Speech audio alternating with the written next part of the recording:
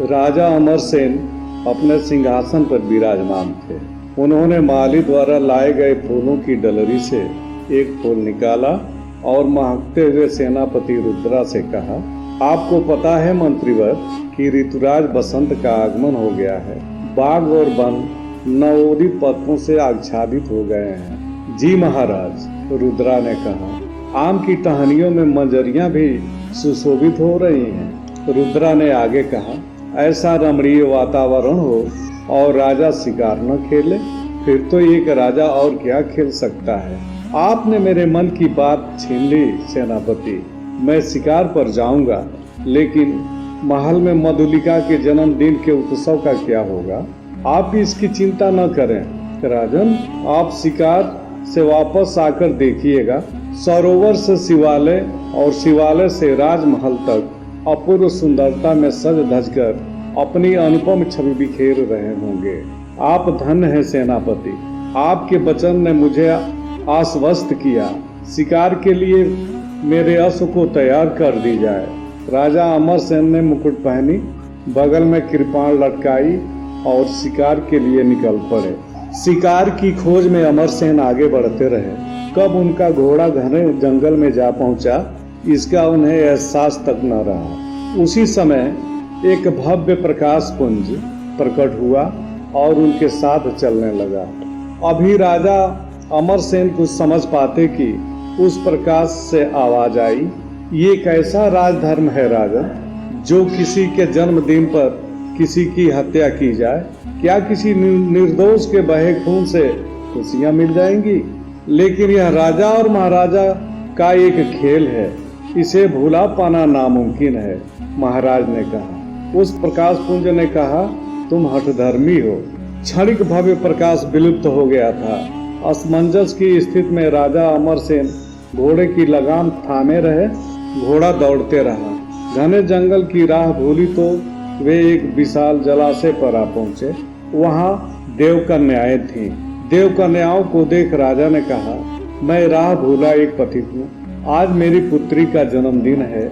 यदि आप परी लोग की हैं तो मेरे भूले राह में उजाला प्रदान करें। मेरे राजमहल में आने की कृपा करें। तुम्हारे अनुनय विनय ने हमें प्रभावित किया राजन। हम अवश्य आएंगे। तुम्हारे मार्ग में उजाला भी होगा। तुम्हारी आंखें अब धोखा नहीं खाएंगी। देखते ही देखते देवकन्याएं जलाशय के अथाह जल में समा गईं। राजा अमरसेन ने जैसे ही घोड़े की लगाम पकड़ी, किसी नारी कंठ ने आवाज दिया, ठहरो अमरसेन। राजा ने मुड़कर देखा। कमल के फूलों के बीच सफेद वस्त्रों में लिपटी कोई सुंदरी थी।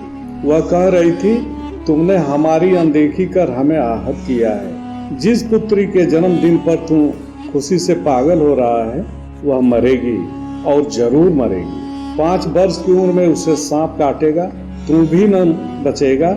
सब के सब चिर निद्रा में चले जाएंगे। हे भगवान, ये मैं क्या सुन रहा हूँ?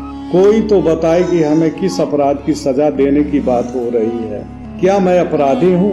विवश राजा ने घोड़े को एड़ लगाई, लगाम संभाला और कुंठित मन से अपने महल की ओर लौटने लगा।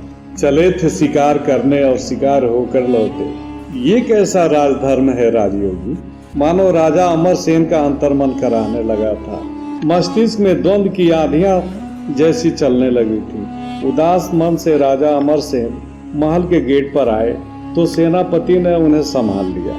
घोड़े की लगाम अपने हाथों में लेकर उसने कहा, आप महल में चले महाराज, मैं इसे अस्तबल में पहुंचा कर आता हूँ। राजमहल लाखों दिए की रोशनी से जगमगा रहा था। महल में उपहारों की झड़ी लगी थी। भीड़ छटी तो देवकन्याएं प्रकट हो गईं। राजा ने उन्हें सहज ही पहचान लिया। उन्होंने हाथ जोड़े, विनय पूर्वक उन्हें बैठने के लिए आग्रह किया। देवकन्याओं ने मधुलिका को अपने रूप, रंग और सुंदरता का उपहार दिया, किंतु एक देवकन्या ने उसे कांटों का उपहार देते हुए कहा, महाराज, आप कांटों का उपहार देकर आश्चर्य न करें। कांटों के उपहार की यह माला आपके पुत्री के बुरे दिनों में मददगार होगी। आपके महल में जब तक यह माला रहेगी, आपका कुछ नहीं बिगड़ेगा। राजा अमरसेन ने अदृश्य होती देवकन्याओं को नमन किया।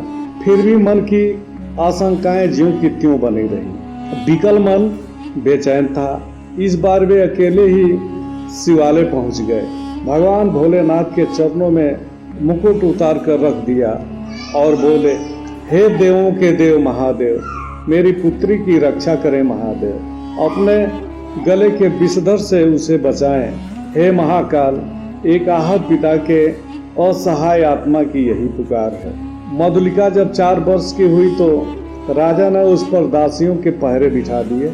वह महल में ही खेलती घूमती और फिर महारानी की गोद में चली जाती। एक दिन जलाशय की सफेद वस्त्रों वाली देवकन्या ने दासियों जैसा रूप बनाया, महल में आई। पलक झपते ही वह मधुलिका के पास पहुंच गई। वहां कोई नहीं था। एक बार उसने फिर से रूप बदला। इस बार वह नागिन बन गई थी। मधुलिका ने उससे खेलना चाहा, परंतु उसने उसे डस लिया। नागिन के डसते ही मधुलिका बेहोश हो गई। राजमहल के सभी लोग बेहोश हो गए। अस्तबल के घोड़े भी बेहोश हुए तो हाथियां भी बेहोश होकर गिर पड़ी। धीरे धीरे समय बीतता रहा। 20 बरस बीत गए।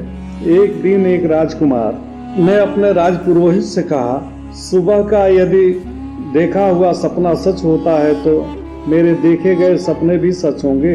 राजपुरोहित जी, राजपुरोहित ने कहा, कैसे हैं तुम्हारे सपने, मुझे भी तो बताओ।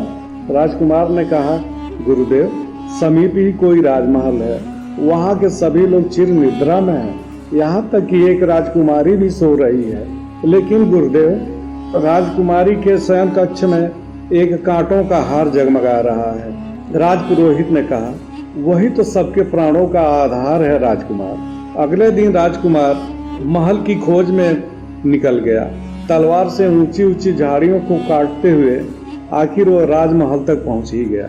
वह राजकुमारी के शयन कक्ष में प्रवेश किया। जगमगाते कांटों के हार के मिलते ही वह खुशी से उछल पड़ा। उसने हार को खूंटी से उतारी और राजकुमारी के गले में पहना दिया। कांटों ने विष को सोख लिया। वह होश में आ गई। उसके होश में आते ही राजमहल के सभी लोग उठ बैठे। राजमहल में एक बार फिर से खुशियों के दीप जल उठे, लेकिन इस बार ये दीप मधुलिका के जन्मदिन के नहीं, उसके विवाह उत्सव के थे। महल के आंगन में लग्न मंडप सजी थी, शहनाई बजने लगी थी। ऐसे पावन बेला में मंत्रोच्चारण के बीच फेरे शुरू हो गए थे। विवाह संपन्न हुआ। राजा और रानी ने उन्हें अपना आशीर्वाद दिया। मधुलिका को विदा करते समय सबकी आंखें भर आई थी।